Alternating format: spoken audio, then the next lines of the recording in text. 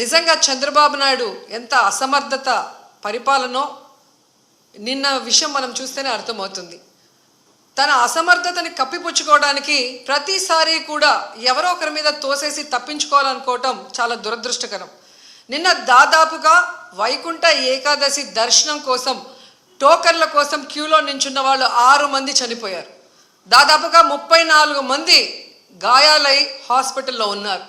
వాళ్ళకి ఎలా ఉంది, వాళ్ళకి ఏ విధమైన సర్వీస్ అందించి వాళ్ళని బతికించుకోవాలి, ఈ ఘటనకి ఎవరు కారణమో దాన్ని కనిపెట్టి మళ్ళీ జరగకుండా చూసుకోవాలి. ఎందుకంటే ఈరోజు కూడా మళ్ళీ టోకన్లు ఇచ్చే కార్యక్రమం ఉంటుంది కాబట్టి అవి చేయకుండా మళ్ళీ నీతిమాలిన రాజకీయాలు చేస్తూ దాని నుంచి తాను తప్పించుకోవడం కోసం ఈరోజు ఏ విధంగా అధికారుల నిర్లక్ష్యం అని చెప్పి ఆయన ఒక స్టేట్మెంట్తో దీన్ని కొట్టేయాలని చూడటం నిజంగా ఈ రాష్ట్ర ప్రజలందరూ కూడా అసహించుకుంటున్నారు. ఎందుకంటే ఈరోజు అధికారులను కానీ టీటీడీ పాలక మండలిని కానీ ఎవరు నియమించారు? ఈ చంద్రబాబు నాయుడు గారే కదా. మరి ఒక అసమర్థుడిని ఈరోజు టీటీడీ చైర్మన్గా పెట్టడం జరిగింది, ఒక అసమర్థుడిని ఈరోజు ఎస్పీగా పెట్టడం జరిగింది, ఒక కలెక్టర్ని అక్కడ కలెక్టర్గా పెట్టారు. వీళ్ళెవరికి భక్తుల మీద ప్రేమ లేదు, అభిమానం లేదు, వాళ్ళకి సర్వీస్ చేయాలన్న మైండ్ సెట్ కూడా లేదు. ఎంతసేపు చంద్రబాబు నాయుడు చుట్టూ తిరుగుదామా, ఆయనకి భజన వేస్తే చాలు అనుకున్న కార్యక్రమం మనం 6, 7, 8వ తారీఖున చూసాం. జిల్లాలో ఉన్న తిరుపతి, చిత్తూరు జిల్లా ఎస్పీలతో సహా ప్రతి ఒక్కరూ కూడా చంద్రబాబు నాయుడు చుట్టూ తిరుగుతూ భజన చేస్తూ ఈరోజు ప్రజల్ని గాలికి వదిలేశారు. కాబట్టే నిన్న ఇంత పెద్ద సంఘటన జరిగింది. ఎంత దురదృష్టకరం అంటే ఇదేదో సడన్గా ఈరోజు ప్రోగ్రాం పెట్టారు, మాకు తెలియకపోవడం వల్ల ఇలా జరిగిందని చెప్పడానికి లేదు. ఎవ్రీ ఇయర్ వైకుంఠ ఏకాదశి లక్షలాది మంది భక్తులు రావటం మనం కళ్ళారా చూస్తున్నాం. గత ప్రభుత్వం మీరు చూశారు, భక్తులకి ఏ విధంగా సౌకర్యాలని అందించడంలో, వాళ్ళకి సేఫ్టీని క్రియేట్ చేయటంలో, వాళ్ళకు వచ్చిన వాళ్ళకి పిల్లలకి పాలు ఇవ్వటం కానీ, పెద్దవాళ్ళకి వృద్ధులకి షెల్టర్స్ ఇవ్వటం కానీ, ఆడవాళ్ళకి కుటుంబ సభ్యులకి భోజనాలు ఏర్పాటు చేయడం మనం కళ్ళారా చూసాం. కానీ నిన్న ఫుల్ డే జనాలు ఎండల్లో రోడ్ల మీద పార్కుల దగ్గర కూర్చొని ఉంటే మంచినీళ్ళు ఇచ్చేవాళ్ళు లేడు, చిన్నపిల్లలకి పాలు ఇచ్చేవాళ్ళు లేరు, ముసలోళ్ళకి షెల్టర్స్ లేదు, భోజనాలు లేదు. అంటే ఎంత నిర్లక్ష్యం ప్రజలంటే, భక్తులంటే అనేది ఇక్కడ మనం గమనించాలి. ఈ చంద్రబాబు నాయుడు గారి వైఫల్యం వల్ల, అసమర్థ వల్లే ఈరోజు ఇంతమంది చనిపోయారు. ఆయన నియమించిన వాళ్ళు ఎవరైతే ఉన్నారో వాళ్ళందరి నిర్లక్ష్యం వల్ల జరిగింది. సో వెంటనే ఈ ఎఫ్ఐఆర్లు మార్చి తప్పు చేసిన వాళ్ళ మీద క్రిమినల్ కేసులు పెట్టాలి. లేకపోతే మేమైతే వైఎస్ఆర్సీపీ తరఫున భక్తులకి అండగా ఉండి ఆ చనిపోయిన కుటుంబాల తరఫున పోరాటం చేస్తాం.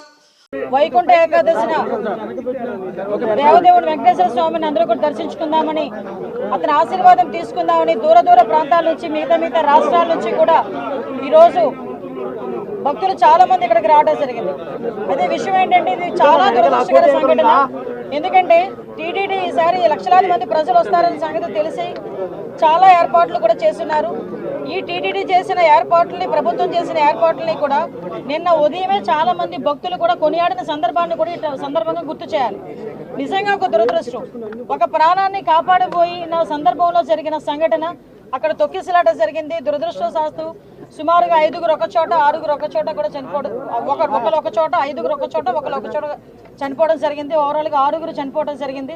ఆ 6గురిలోని కూడా ఎక్కువ మంది మన విశాఖపట్నం ప్రజలు, వాసులు కూడా ఉండటం నిజంగా చాలా బాధాకరం. ఈ సంఘటన జరిగిన వెంటనే ఇమీడియట్గా గౌరవ చంద్రబాబు నాయుడు గారు, ముఖ్యమంత్రి వర్యులకి ఈ విషయం తెలియటం, వెంటనే హుటాహుటిని ఇక్కడ ఉన్న ఎస్పీ గారితో, అదేవిధంగా కలెక్టర్ గారితో కూడా ఏం జరిగింది అని చెప్పి ఆరా తీసి ఇమీడియట్గా టీటీడీ ఈవో అధికారులు అందరితో కూడా ఒక మీటింగ్ ఏర్పాటు చేసుకొని ఇమీడియట్గా అక్కడ ఏం జరిగిందన్న సంగతి కూడా తెలుసుకోవడం జరిగింది. ఇంకా ఫర్దర్గా జరగకుండా, ఎటువంటి ప్రాణ నష్టం జరగకుండా అక్కడ గాయపడిన ప్రతి ఒక్కరిని కూడా ఆసుపత్రికి తరలించి మెరుగైన వైద్యం అందించే వరకు కూడా మీరు అక్కడే ఉండాలని చెప్పి వాళ్ళందరికీ కూడా ఆదేశాలు ఇవ్వడం జరిగింది. తర్వాత ఎటువంటి ప్రాణ నష్టం కూడా జరగలేదు. ఈరోజు చాలా మంది గాయపడిన వాళ్ళు కూడా ఇంట్లోకి డిశ్చార్జ్ అయ్యి ఇంట్లోకి వెళ్ళిపోయిన సందర్భం కూడా ఉంది. ఇంకొంతమంది ఇప్పుడు హాస్పిటల్లో కూడా కొంతమంది ఉన్నారు. చనిపోయిన వాళ్ళందరికీ కూడా ప్రాణాన్ని తిరిగి తీసుకురాలేం, కానీ కంపల్సరీగా కుటుంబానికి ఆదుకోవాలని చెప్పి ఇతర రాష్ట్ర ప్రజలకి కూడా ఈరోజు కాంపెన్సేషన్ అనేది అనౌన్స్ చేయడం జరిగింది. ఎందుకంటే ఎవరైనా భక్తులందరూ కూడా ఇక్కడికి రావడం జరిగింది కాబట్టి ఇక్కడ గవర్నమెంట్ ఈరోజు బాధ్యత తీసుకుని వాళ్ళందరికీ కూడా కాంపెన్సేషన్ ఇవ్వడమే కాదు, వాళ్ళని ఎంత గౌరవంగా ఇక్కడ నుంచి మళ్ళీ ఆ ప్రాంతాలకి పంపించి ఆ దహన సంస్కారాలు జరిగే కార్యక్రమం వరకు కూడా చూసుకోమని ఈరోజు గవర్నమెంట్ కూడా ఆదేశాలు ఇవ్వడం జరిగింది. ఎవరైతే ఇందాక మీరు అన్నారు కొన్న సమన్వయ లోపమా, లేకపోతే ఏదైనా పోలీస్ వైఫల్యమా, లేకపోతే అడ్మినిస్ట్రేషన్ వైఫల్యమా, ఏది అన్నది చాలా క్లియర్గా సీసీ కెమెరాస్ ప్రతి చోట ఉన్నాయి, మీకు తెలుసు. ప్రతి చోట ఉన్న సీసీ కెమెరాలో ఏం జరిగింది అన్నది కూడా మేము అధ్యయనం చేసుకుంటాం. ప్రతి ఒక్కటి కూడా ఎంక్వైరీ జరుగుతుంది. ఇప్పటికే ఒక ప్రాథమిక నివేదిక అన్నది ఎస్పీ గారు, కలెక్టర్ గారు కలిపి ఈరోజు ముఖ్యమంత్రి గారికి మాకు కూడా అందజేస్తున్నారు. బాధ్యులు ఎవరైనా కూడా బాధ్యతారహితంగా పనిచేస్తే వాళ్ళ మీద ఎట్టి పరిస్థితులను కూడా చర్యలు ఉంటాయి, కంపల్సరీగా ప్రభుత్వపరమైన చర్యలు ఉంటాయి. అందులో కూడా వెనకాడే పరిస్థితి లేదు. ఫర్దర్గా ఇటువంటి సంఘటనలు జరగకుండా చూసుకునే బాధ్యత కూడా తీసుకుంటాం. ఎప్పుడు లేని విధంగా ఎప్పుడు ప్రతిసారి వస్తూనే ఉంటారు లక్షలాది మంది ప్రజలు. ఇంకొంచెం ఇంకా చాలా ఎక్కువ మంది వచ్చారు. దానికి తగ్గట్టుగానే ఈరోజు అన్ని ఏర్పాట్లు కూడా చేసుకున్నాం. దయచేసి ప్రజలందరూ కూడా, ముఖ్యంగా ప్రతిపక్షాల వాళ్ళు, ప్రజలు అందరూ కూడా అర్థం చేసుకోవాల్సిన విషయం ఏంటంటే ఇది ఒక దురదృష్టకరమైన యాక్సిడెంట్ సంఘటన జరిగింది. దీనికి ఫర్దర్గా జరగకుండా బాధ్యత కూడా మేము గవర్నమెంట్ తీసుకుంటాం. ఇప్పటి వరకు జరిగిన దానికి కూడా చింతిస్తున్నాం. దానికి కూడా బాధ్యత వహిస్తూనే ఈరోజు ఆ కుటుంబానందరికీ కూడా ఎక్స్గ్రేషియా ప్రకటించి ఆ కుటుంబానికి మేము అండగా, అంటే మళ్ళీ చెప్తున్న పోయిన ప్రాణాన్ని ఎవరు తిరిగి తీసుకురాలేరు, కానీ కుటుంబానికి అండగా ఉండే బాధ్యత కూడా గవర్నమెంట్ తీసుకుంటుంది. ప్రతి ఒక్కరు కూడా అర్థం చేసుకోవాల్సిందిగా, భక్తులందరూ కూడా సమన్వయం చేసుకోవాల్సిందిగా అందరినీ కూడా కోరుకుంటున్నా.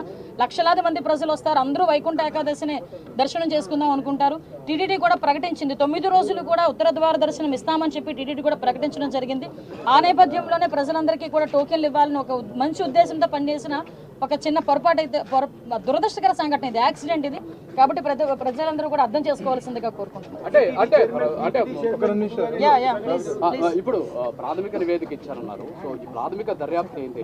ఒకటి, రెండోది వచ్చేసి బయట దీంట్లో కుట్రకోణం అవకాశాలు ఉన్నాయనేటువంటి. ఓకే, ఏమైనా ఇందాక మీకు చెప్పానండి, ఎవ్రీవేర్ మేము సీసీ కెమెరాస్ ఏర్పాటు చేసుకునే ప్రతి ఒక్క కూడా ఫేస్ రికగ్నిషన్ కానీ వాళ్ళకి టోకెన్స్ ఇష్యూ చేయడం కానీ ప్రతి ఒక్కటి చాలా పక్కాగా చేశాం. ఎక్కడైనా కుట్రకోణం ఉందని ఆ కోణంలో కూడా మేము కూడా దర్యాప్తు చేస్తున్నాం. ఏదైనా కుట్రకోణం ఉందా, లేకపోతే బై యాక్సిడెంట్ జరిగిందా, ఇప్పుడు ఇమీడియట్గా మేము కుట్రకోణం ఉందని మేము మాట్లాడకూడదు, మా దగ్గర ఆధారాలు లేకుండా మేము మాట్లాడకూడదు. కాబట్టి ఒక ప్రాథమిక నివేదిక వచ్చింది, దీని మీద పూర్తి స్థాయిలో దర్యాప్తు జరపమని గౌరవ ముఖ్యమంత్రి గారు కూడా ఆదేశాలు ఇవ్వడం జరిగింది. దీని మీద మనం అబ్జర్వ్ చేసుకుంటే తిరుపతి అంశం అనేసరికి చాలా సెన్సిటివ్ అంశం. కాబట్టి దేశంలో ఉన్న ప్రధానమంత్రి నుంచి ప్రతి ఒక్కరు కూడా ఈరోజు మిగతా రాష్ట్ర ముఖ్యమంత్రులు కూడా స్పందించారు.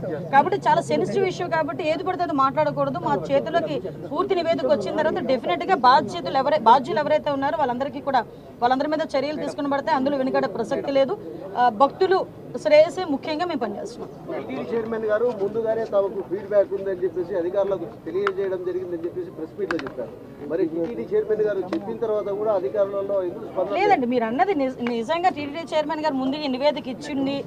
మా అధికారులు కనుక అడ్మినిస్ట్రేషన్ విషయంలో ఎక్కడైనా లోపాలు జరుగున్నాయో, ఇప్పుడు మాకు ఎలాగో మన సీఎం గారు వస్తున్నారు, ఇప్పుడు సీఎం గారు వచ్చేసరికి మాకు క్లియర్ నివేదిక ఉంటూ ఉంటుంది. నిజంగా అలాంటి పరిస్థితులు ఏమైనా ఉన్నాయి, ఎవరైనా ఏ స్థాయిలో వ్యక్తి అయినా కూడా అతని మీద చర్యలు తీసుకోవడానికి ఎక్కడ కూడా వెనుకాడం. చైర్మన్ గారికి ఫీడ్బ్యాక్ ఉంది, అది అధికారులకు ఇన్స్ట్రక్షన్ చేసినారని చెప్తున్నారు. అదే విషయం చెప్తున్నాను కదా సార్. నిజంగా అదే పరిస్థితి జరిగి బాధ్యతారహితంగా ఎవరైనా పనిచేసి ఉంటే, బాధ్యతారహితంగా పనిచేసిన ప్రతి ఒక్కరి మీద కూడా చర్యలు ఉంటాయి. ఇదేది దాగేదేం కాదు కదా. ఈ రోజు కాకపోతే రేపైనా తెలుస్తుంది ఎవరు బాధ్యతారహితంగా పనిచేశారన్నది. కాకపోతే ప్రతి ఒక్కరు కూడా బాధ్యతారహితంగా పనిచేయాలని మేము కోరుకుంటున్నాం. ఎందుకంటే లక్షలాది మంది భక్తులు వచ్చే పుణ్యక్షేత్రం ఇది.